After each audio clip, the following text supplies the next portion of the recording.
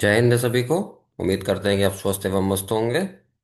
आज हम लोग क्लास 12th का last chapter training in sports पढ़ेंगे। ये चैप्टर भी बहुत इजी है।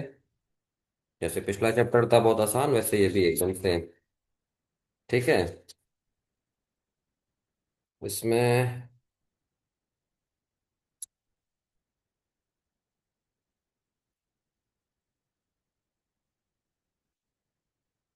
ट्रेनिंग इन स्पोर्ट्स में इस चैप्टर बहुत सिंपल सा चैप्टर है। पीछे हमने पढ़ा था ना। पीछे के चैप्टर्स में हम लोगों ने चार कंपोनेंट्स पढ़े थे, हेल्थ के चार कंपोनेंट्स पढ़े थे फिजिकल के। है ना, जिसमें स्पीड, स्ट्रेंथ, फ्लेक्सिबिलिटी और एंड्योरेंस। तो इसमें भी वही सारी चीजें हैं। लेकिन इसमें क्या है, तो इसमें इन सारी चीजों को कैसे बढ़ाना है। उसमें हम लोग कंपोनेंट में चार चीज पढ़े थे, इस चैप्टर में हम लोग पढ़ेंगे इन चारों चीजों को किस तरीके से बढ़ाना है। Speed, strength, flexibility and endurance को कैसे ट्रेनिंग करनी है, और किस तरह से ट्रेनिंग करना है, किस तरह से उस ट्रेनिंग से वो बढ़ेगा। ये सारी चीजें हम लोग इसमें पढ़ने वाले हैं। ठीक। इसमें सबसे पहला टॉपिक है आपका टैलेंट।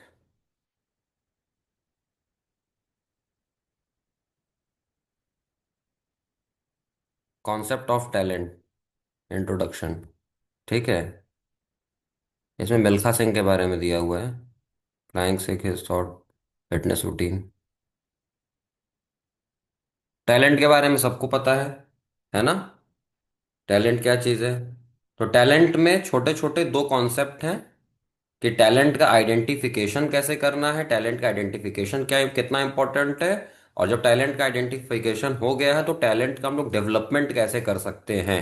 तो टैलेंट में दो छोटे छोटे टॉपिक्स हैं। तो इसमें हम लोग देख लेते हैं क्या है कि टैलेंट इज इनहेरेंट स्किल। जब भी आप किसी को अच्छा खेलते देखते हैं तो सबसे पहले अपने मुंह से निकलता है बड़ा टैलेंटेड बच्चा है, वो बहुत टैलेंटेड बच्चा है। हम लोगों के मुंह से रैंडमली यही निकलता है ज्यादातर। तो ये क्या है, एक इनहेरेंट स्किल होती है। ठीक।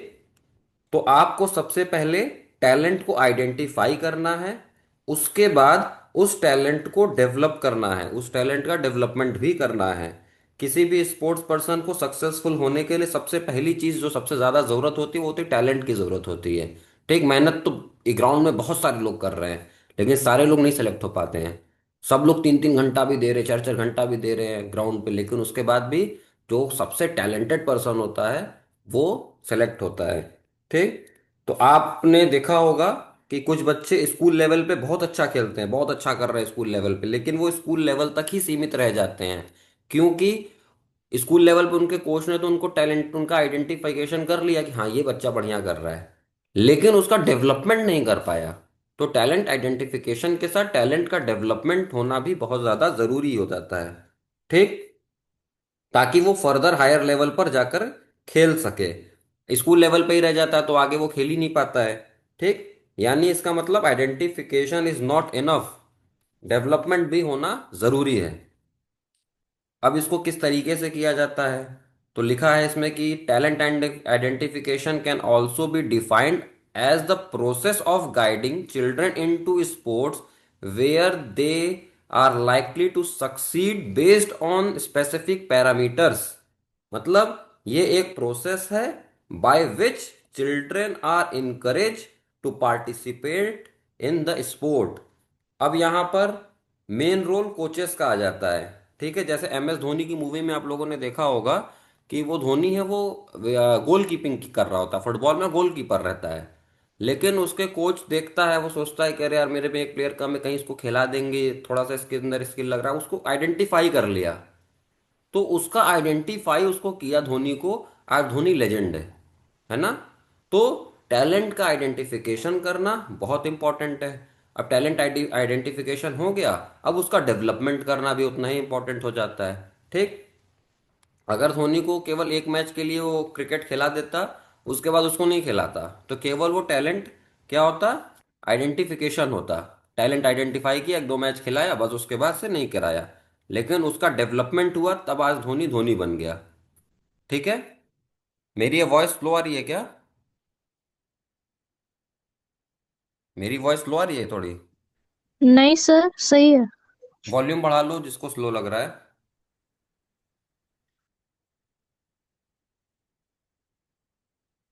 तो इसमें क्या चीजें हैं?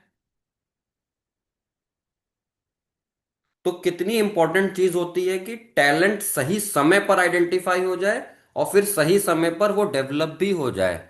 अब इस एज में, जैसे इसमें मैं हूँ, इस एज में मेरा कोई टैलेंट आइडेंटिफाई कर ले तो कितना टाइम लगेगा? मतलब फिर तो बहुत, मतलब कि कितना ही समय है? फिर 2-4 साल बाद बहुत होगा, ज्यादा बहुत अच्छी डाइट, बहुत अच्छा है रूटीन होगा तो 2-4 साल बाद मैं रिटायरमेंट ले लूंगा।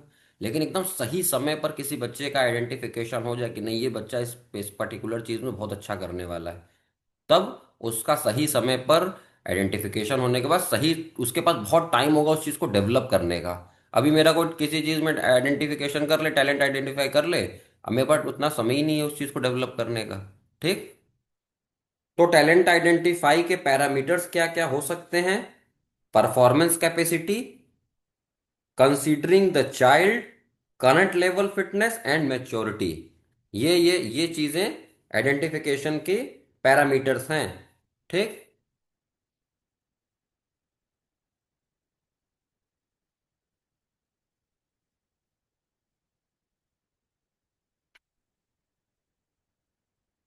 अब इसमें आता है कि process of talent identification and development of classified into 5 stages. इसको 5 स्टेजेस में बांटा गया है।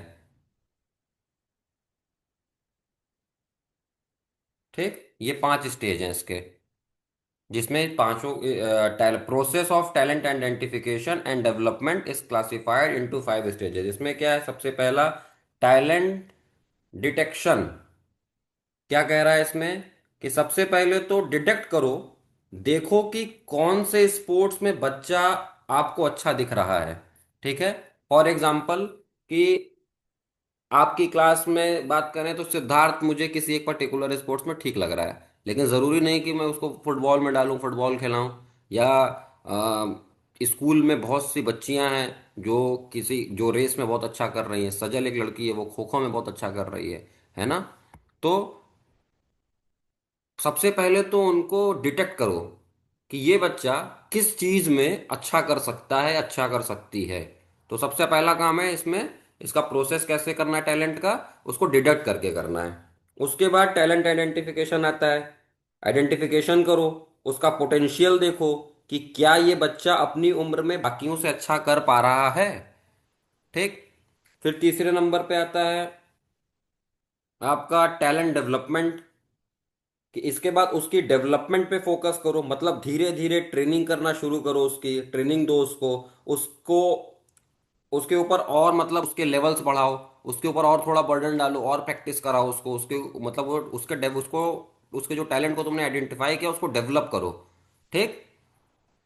ताकि वो और एक्सीलेट कर पाए, उसको और उसकी पोटेंशियल उसको पता चले, ये सारी चीजें वो महसूस करे। ठीक है। फिर आता है टैलेंट सिलेक्शन।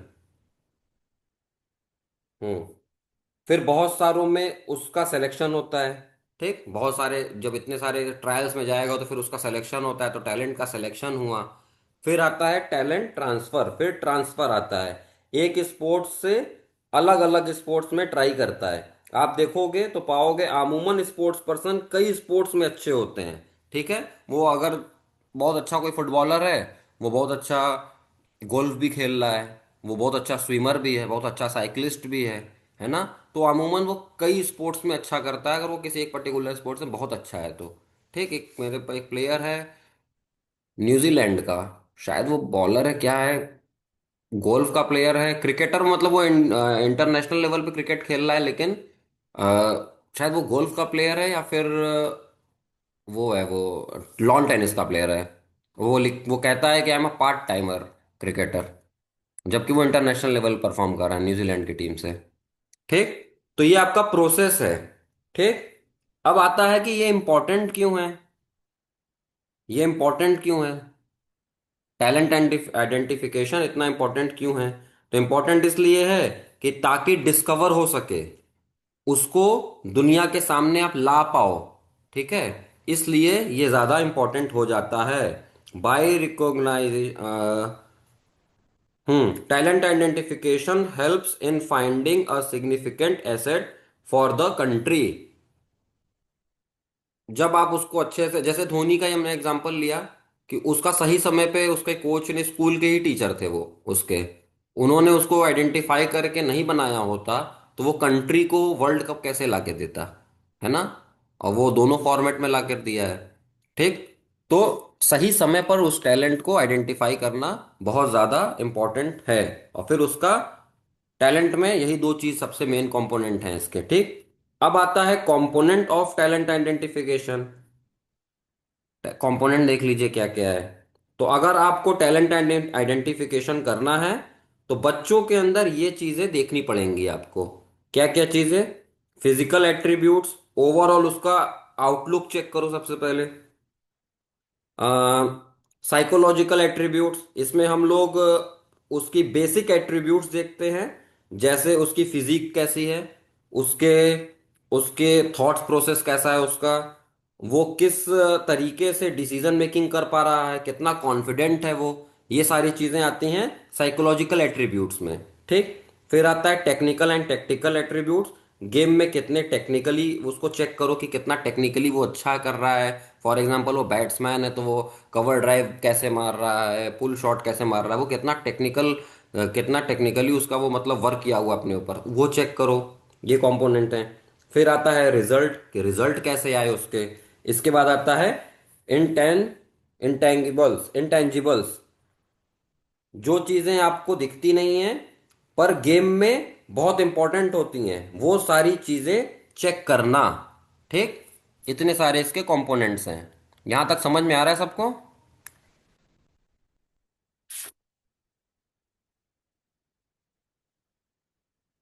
कोई है माइक ऑन करने वाला? यस सर, समझ में आ गया। ठीक। इसके बाद आता है introduction to sports training cycle, micro meso micro cycle. अब देखो, जब भी हम किसी भी प्लेयर्स को आगे ले जाना चाहते हैं तो वो किस तरीके से होगा, वो ट्रेनिंग से होगा। ठीक है। वो किस तरीके से आएगी, वो ट्रेनिंग से ही आएगी वो सारी चीजें हमारे अंदर। ठीक। तो वो तीन तरह की ट्रेनिंग्स होती हैं टोटल। ठीक है। तो ट्रेनिंग को तीन पार्ट में डिवाइड किया गया है, माइक्रो, मेसो और मैक्रो साइकिल में। ठीक। तो जो माइक्रो है, तो माइक्रो का मतलब ये होता है कि माइक्रो में 3 से 10 दिन तक की ट्रेनिंग होती है। ठीक। स्मॉल लेवल की ट्रेनिंग होती है।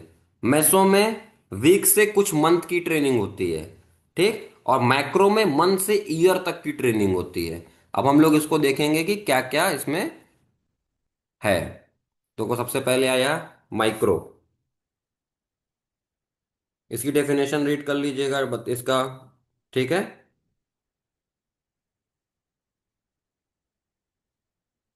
अब आपको किस चीज की ट्रेनिंग करनी है, ये तैयारी, ये तय करेगा किस पे, आप कौन से लेवल पे कंपटीशन में पार्टिसिपेट करने जा रहे हो और कितना समय आपके पास बचा है। ये तय करेगा कि आप इन तीनों में से कौन सी चीजें करोगे। ठीक। तो सबसे पहले आता है माइक्रो साइकिल। इस साइकिल में सबसे पहले ये 3 से 10 दिन तक की साइकिल होती है। ठीक है। और शॉर्टेस्ट साइकिल इसको कहते हैं। In this case of an intermediate and high performance sports person, this cycle last 5 to 10 days. 5 to 10 days last होती है। द और फिर इसमें रिकवरी, रिलैक्सेशन, ये सारी चीजें प्रोवाइड होती हैं। और हर दिन, जैसे कि इसमें दिया है पहले नंबर पे 1:1 दिया है ना। 1:1 every day of the high load is followed by a day of medium load. मतलब क्या हुआ इसका, कि हर दिन पहले हाई लोड, उसके बाद मीडियम लोड की ट्रेनिंग होगी। सबसे पहले जाते ही ग्राउंड में सबसे पहले दिन में सबसे हाई लोड की ट्रेनिंग आपको कराई जाएगी। उसके बाद मीडियम लोड पे लाया जाएगा आपको। ठीक। फिर उसके बाद दूसरे दिन में क्या है, कि 2 दिन आपको हाई लोड ट्रेनिंग दी जाएगी। 2 दिन आपको, जैसे 3 दिन का हम लोग कर रहे हैं बात, तो 2 दिन उसमें से आपको हाई लोड की खूब ट्रेनिंग दी जाएगी और एक दिन जो है आपको वो मीडियम लोड की ट्रेनिंग दी जाएगी। फिर आता है 3:1। तो 3v1 भी इसको कहते हैं। 3 दिन तक हाई लोड आपको दिया जाएगा इसमें। उसके बाद मीडियम या फिर लो लोड की ट्रेनिंग आपकी स्टार्ट हो जाएगी इसमें। ठीक। इसके बाद आता है मेसोसाइकिल। मेसोसाइकिल ये होती है 3 to 6 वीक्स, मतलब कि 1 से 1.5 महीने के बीच की ये साइकिल होती है। ठीक है। और इसमें क्या क्या चीजें आती हैं? 4 वीक्स की मेसोसाइकिल जो होती है वो सबसे बेस्ट मानी गई है, क्योंकि ये मिनिमम पीरियड है जिसमें हमें चेंज देखने को मिलता है। ठीक। तो सबसे पहले नंबर पे है learning and acquiring mastery of skills.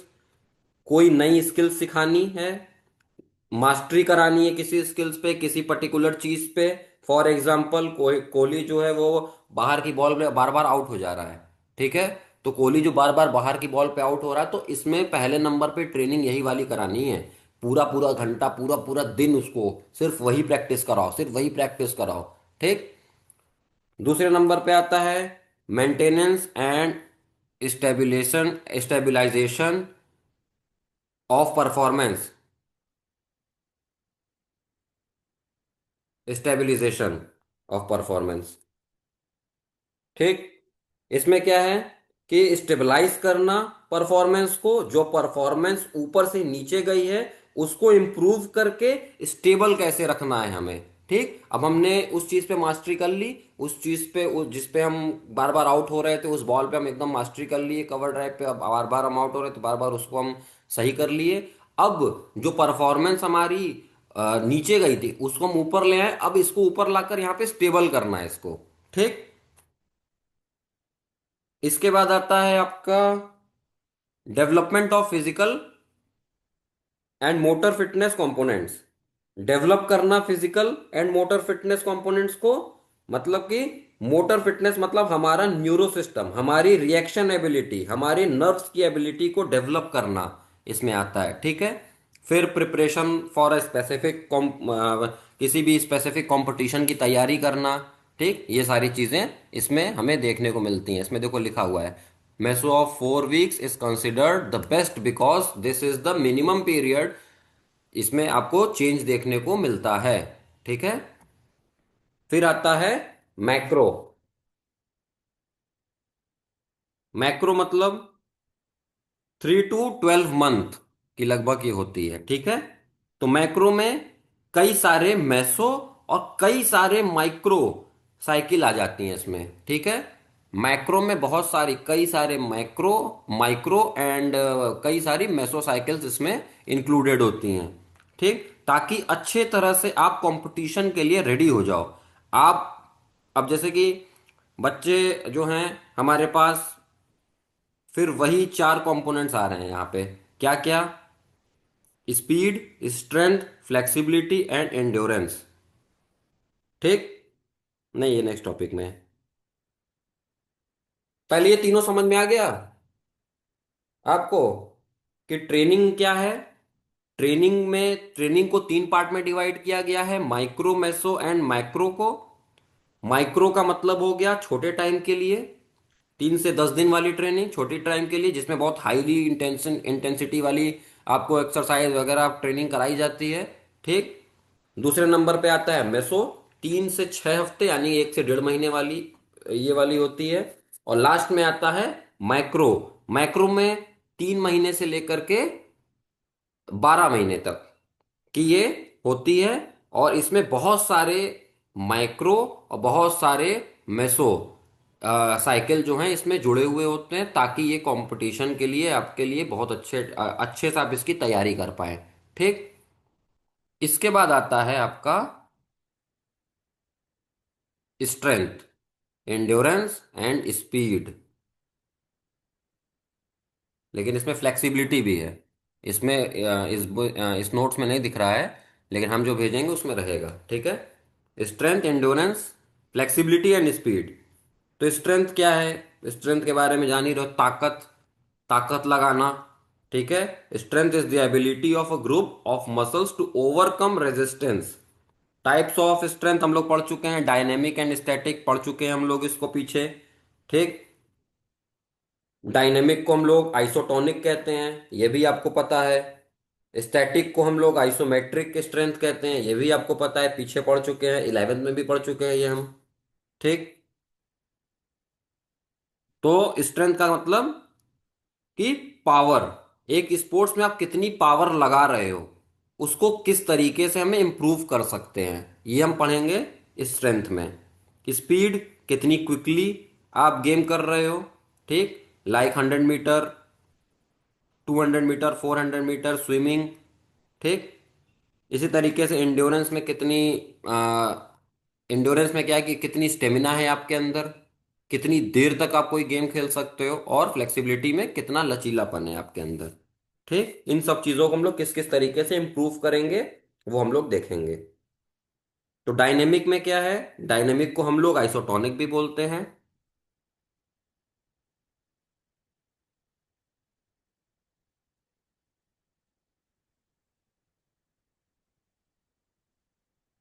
तो इसमें आप आइस से साफ देख सकते हो कि जोर लग रहा है। डायनेमिक का मतलब क्या हुआ कि आप इसमें अपनी आंख से साफ साफ देख सकते हो कि जोर लगाया जा रहा है, ठीक है। एग्जाम्पल, हम डंबल उठा रहे हैं तो वो आपको दिखाई दे रहा है।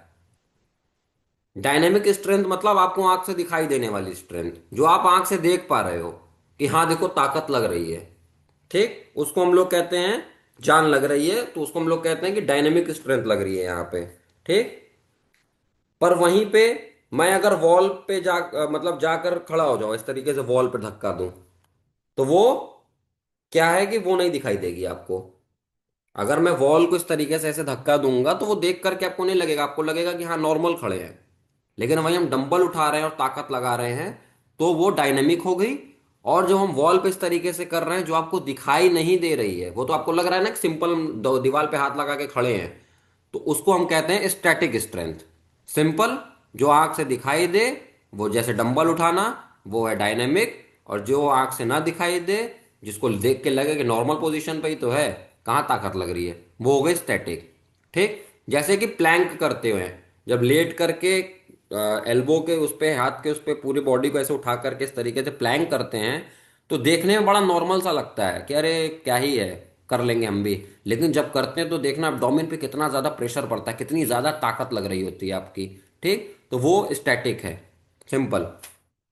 बेंच प्रेस कर रहे हैं वो डायनेमिक है, डंबल उठा रहे हैं डायनेमिक है, लेग प्रेस कर रहे हैं डायनेमिक है, ठीक।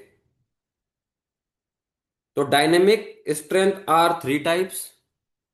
डायनेमिक की थ्री पार्ट कहाँ कहाँ गए, ये रहे, ये भी पढ़े हुए तुम लोग।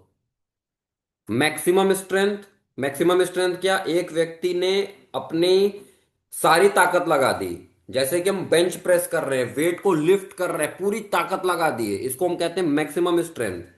फिर आता है explosive strength. Explosive strength dynamic में ही आता है। इसको क्या कहते हैं, क्या मतलब इसका, कि इसमें आपको स्ट्रेंथ भी लगानी है और क्विकली भी, मतलब काफी क्विक भी काम करना है। फॉर एग्जाम्पल बॉक्सिंग में, रेसलिंग में, हम लोग पीछे भी बताए हैं इस चीज को कि डायनेमिक में और एक्सप्लोसिव में, डायनेमिक में जो एक्सप्लोसिव स्ट्रेंथ है वो क्या होती है, इसमें आप ताकत तो लगा रहे हो लेकिन क्विकनेस भी है। आप बॉक्सिंग में मुक्का तो मार रहे हो, ताकत तो लग रही है तभी तो उसको चोट लगेगी, बिना ताकत के छुएंगे तो थोड़ी लगेगी।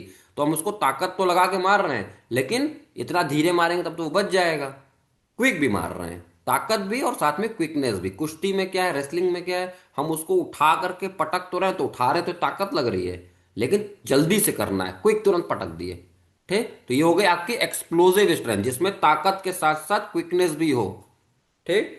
फिर आता है स्ट्रेंथ एंड्योरेंस। इसमें आपको जोर लगाना है और लंबे समय तक लगा कर रखना है जोर को, ठीक। जैसे कि स्विमिंग और डिस्टेंस साइकिलिंग, 20 किलोमीटर की साइकिल रेस है, ताकत लग रही है खूब सारी, और ताकत लगते लगते बहुत देर तक ताकत लग रही है, तो जहां पे इंड्योरेंस आएगा वहां पे स्टेमिना की बात होने लगेगी। तो वो आता है स्ट्रेंथ इंड्योरेंस में। देखो ये, देखो ये ताकत लगा रहा है, तो ये कौन सी ताकत लगा रहा है, ये मैक्सिमम लगा रहा है। एक्सप्लोसिव, ये लगा रहा है, इसके ऊपर ताकत लगा के चढ़ा तो, लेकिन तुरंत वापस भी आना है, क्विक भी है। और स्ट्रेंथ एंड्योरेंस स्विमिंग, या फिर लॉन्ग डिस्टेंस रेस हो गई, लॉन्ग डिस्टेंस साइकिलिंग हो गई, ये सारी चीजें, ठीक। इसके बाद आता है स्टैटिक स्ट्रेंथ। स्टैटिक स्ट्रेंथ नहीं दिया गया इसमें, हाँ दिया है, जिसको हम लोग आइसोमेट्रिक भी बोलते हैं। जैसे कि प्लैंक कर रहे हैं या बहुत सारे योगा के आसन है जिसको हम परफॉर्म जब करते हैं तो बहुत ताकत लग रही होती है, लेकिन देखने में लगता है कि यार कितना सिंपल सा बैठा ही तो है, क्या ही कर रहा है इसको करके, क्या ही ताकत लग रही है, लेकिन बहुत ताकत लग रही होती है, प्लैंक में बहुत ताकत लग रही होती है। तो वो जो आंख से दिखाई ना दे, लगे कि यार नॉर्मल पोजीशन पे ही तो है, उसको हम कहते हैं स्टैटिक स्ट्रेंथ। उसको हम लोग आइसोमेट्रिक भी कहते हैं। ठीक।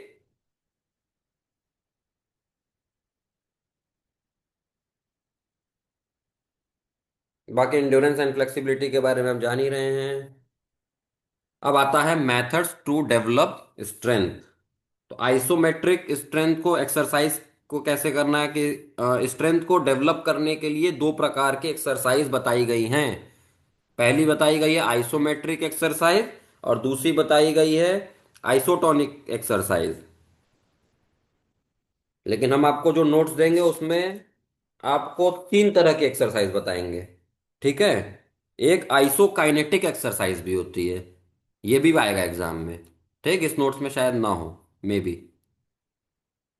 तो इसमें क्या है, आइसोमेट्रिक में क्या है, ये वो एक्सरसाइज है जिसमें आपको डायरेक्टली कोई भी मूवमेंट देखने को नहीं मिल रहा होगा। ठीक, लाइक आप एक्सरसाइज कर रहे हो।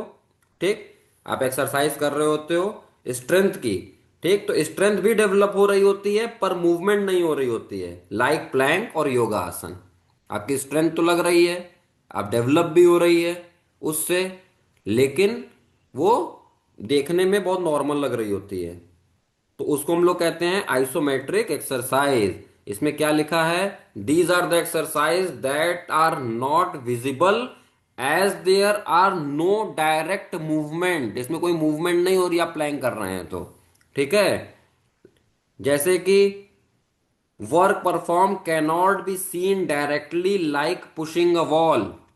These exercise involve muscles carrying out tension against the other group of muscles।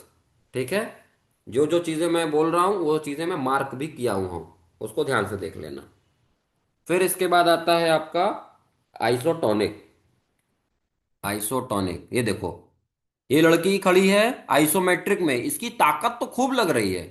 ये इमेज दिख रही है, एक बार बताओ माइक ऑन करके, ये इमेज दिख रही है। हाँ सर। ठीक। तो ये ताकत देखो इसकी खूब लग रही है। कभी तुम लोग इस तरीके से इसी पोजीशन पे वॉल पे इस तरीके से टेक लगा करके ऐसे बैठो, खूब पावर लग रही है, लेकिन देखने में क्या लग रहा है, देखने में लग रहा है सिंपल सा ऐसे बस टेक लगा करके होल्ड की हुई है, लेकिन इस समय इसकी बहुत एब्डोमेन कोर मसल बहुत वर्क कर रही है, तो वो डेवलप भी हो रही है और बहुत ज्यादा उस जगह पे टेंस भी है। इसके बाद आता है आइसोटोनिक। आइसोटोनिक क्या है,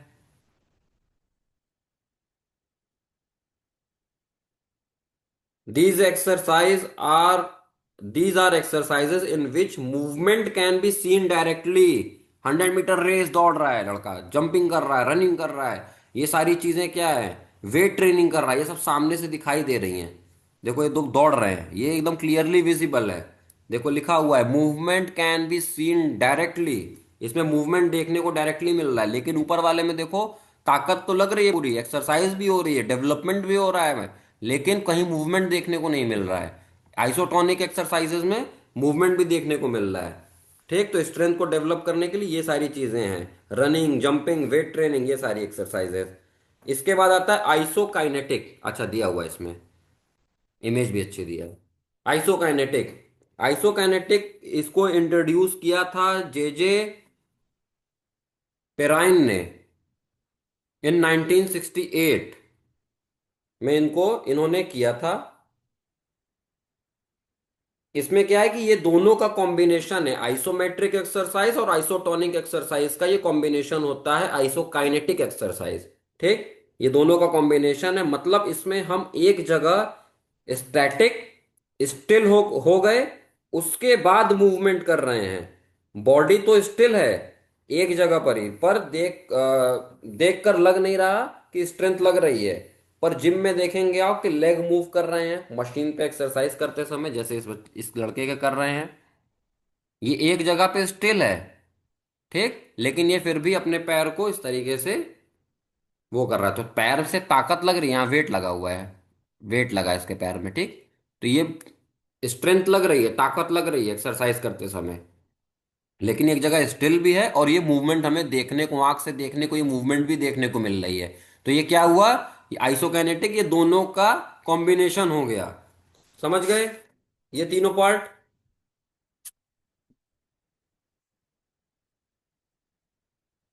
ये तीनों समझ में आ गया?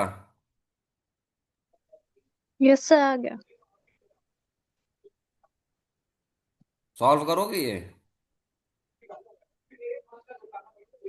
आइसोकाइनेटिक किसने स्क्रीनशॉट डेवलप लेना किया है। था? सब जे माइक जे ऑन कर लो। पेरिने। किसने? सर जे जे पेरिने, सी वाला। हाँ, जे जे पेरिने। An exercise in which movement is visible, जिसमें दिखाई दे रहा है मूवमेंट। आइसोटोनिक। बहुत अच्छे। बाकी लोग भी बोल लो, हमें कॉन्फिडेंस आएगा। Under which kind of strength would you put short put? Short put को उठा रहे हैं। Sir explosive. नहीं, मैक्सिमम मैक्सिमम। मैक्सिमम उठा रहे हैं, अभी तो उठाने की बात हो रही है सिर्फ इसको। चैट में क्या है? अरे हाँ सर, बोल लो मुझसे। ठीक है, यहां तक तो सही है। स्ट्रेंथ को डिफाइन कर लोगे आराम से? ठीक है, स्ट्रेंथ को डिफाइन यस आराम सर। से कर सकते हैं आप लोग, कि सर डायनामिक और स्क्रीनशॉट स्टैटिक लेना है होती थोड़ा है। सा। सर ऊपर वाले भी क्वेश्चंस का स्क्रीनशॉट लेना है तो थोड़ा सा स्क्रॉल कर देंगे तो ले लूंगी। बिल्कुल लीजिए स्क्रीनशॉट्स।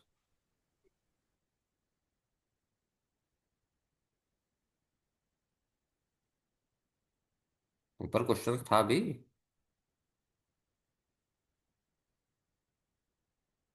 हम्म, ठीक।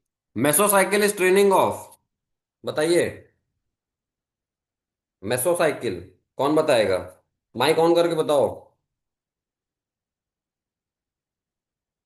मेसोसाइकिल किस टाइप की 3 ट्रेनिंग है? to 6 weeks। बहुत बढ़िया। इसका स्क्रीनशॉट लीजिए।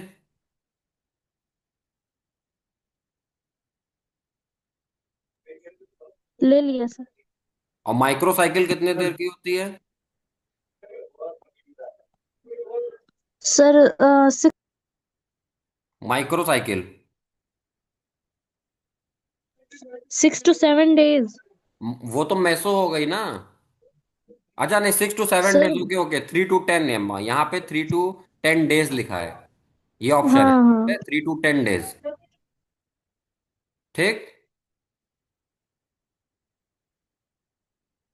बी वाले का बताइए। Transitional phase is a period, is a, क्या है? ट्रेनिंग पीरियड है, कंपटीशन पीरियड है, फिटनेस पीरियड है, rest and rest recovery period? Rest and recovery period. ठीक। स्क्रीनशॉट ले लियो।